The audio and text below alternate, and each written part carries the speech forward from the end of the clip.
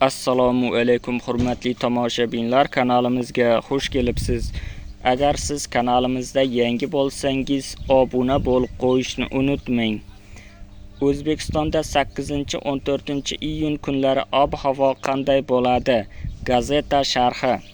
Joriy hafta ish kunlarida harorat me'yorga yaqin va salqinroq bo'lishi, dam olish kunlari esa janubdan issiq havo kirib kelib, jazirama kuzatilishi va harorat +42 darajagacha yetishi kutilmoqda.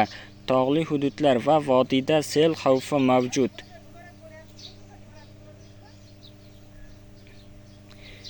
Ushbu sharh O'zgidrometning qisqa va o'rta muddatli ob-havo prognozlari asosida tuzilgan bo'lib, u bevosita ob-havo prognozi emas.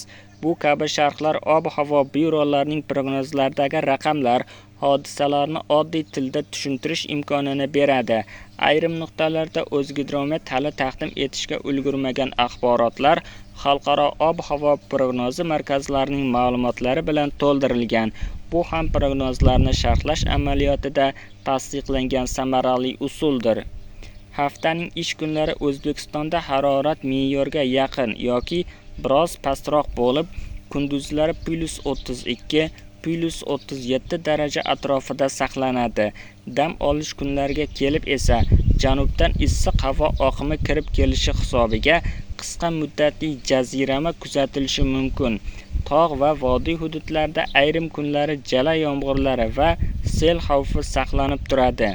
Umuman olganda, hafta haroratini Qozog'iston g'arbi va shimolidan o'tayotgan siklon keyinroq Kaspiy dengizi ustidan mintaqaga kirib kelishi kutilayotgan va markazda atmosfera bosimi 1025 GPa gacha ko'tariluvchi antisiklon va dam olish kunlaridagi jazirama issiq havo belgilab beradi.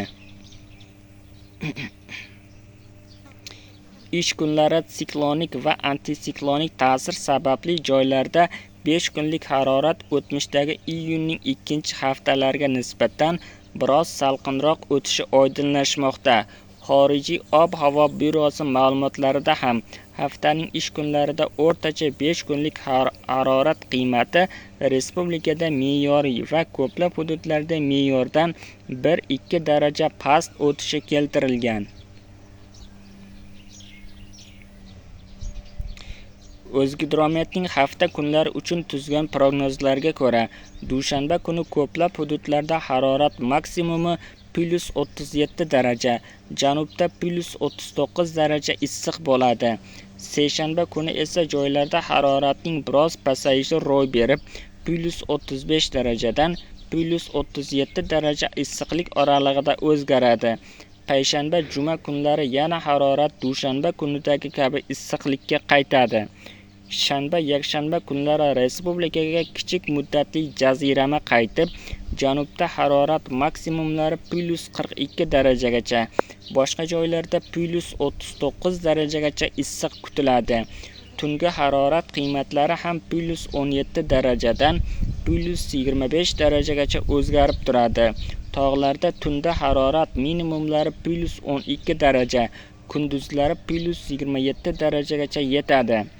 Yog'ingarchilik kesimida haftaning ish kunlari tog'larda deyarli har kuni qisqa muddatli yog'ingarchiliklar kuzatilishi, seshanbadan juma kuniga qadar vodiy viloyatlari ayrim hududlarida ham qisqa yoz yomg'irlari yog'ib o'tishi taxmin qilingan. Boshqa hududlarda yog'ingarchilik kutilmasligi keltirilgan. Dam olish kunlari esa respublikaning deyarli barcha qismida yog'ingarchilik bo'lmasligi ma'lum qilingan. Quyidagi xorijiy ob-havo prognoz modellaridagi haftalik yog'ingarchilik prognoz xaritasida ham hafta davomida yog'inlar asosan tog', Toshkent va vodiy viloyatlarida yog'ishi mumkinligi ko'rsatilgan. Ayniqsa, Farg'ona viloyatining Qirg'iziston bilan chegaradosh tog'li hududlarida ayrim kunlari qisqa vaqtda ko'p miqdorda yog'in tushishi ehtimoli saqlanmoqda. Bu esa mahalliy sel oqimlari yuzaga kelishi xavfini oshiradi.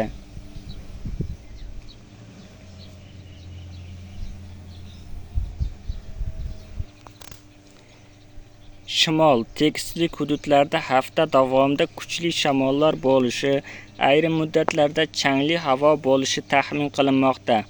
O'zgidrometning boshqa bir axboroti hamda Yevropa o'rta va uzoq muddatli ob-havo prognoz markazining prognozlariga ko'ra, joriy hafta respublika bo'ylab ko'p yillik mos davrga nisbatan me'yoriy qiymatlarga yaqin biroz salqin hafta bo'lishi oydinlashmoqda. Yog'ingarchilik kesimida shimol va Qizilqum cho'llarida kamida bir oqimdan kutilayotgan yog'in sababli me'yordan ko'proq yog'ingarchilik bo'lishi kutilmoqda.